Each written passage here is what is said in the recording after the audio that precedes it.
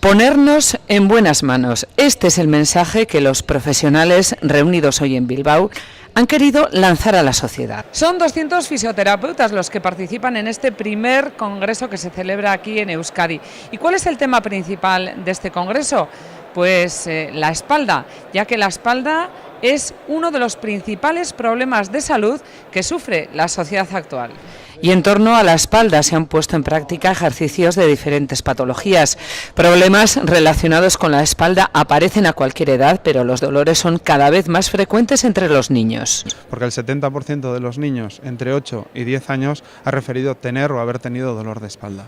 Pero también ha habido tiempo para analizar el intrusismo en esta profesión, que requiere una titulación universitaria de la que se carece en muchas ocasiones. Y que eso nos diferencia de todas aquellas personas que igual hacen un curso de 6 meses, de un año, que lo pueden hacer en cualquier lugar y que no le capacita como profesional sanitario. Y el fisioterapeuta polaco Andrzej Pilat ha explicado sus técnicas relacionadas con la fascia, una estructura de tejidos que recorre todo nuestro cuerpo como una red tridimensional y que, cuando se daña, el cuerpo siempre actúa como una unidad. Tiempo también hemos tenido para preguntar por esos dolores lumbares que padecemos casi todos a partir de cierta edad.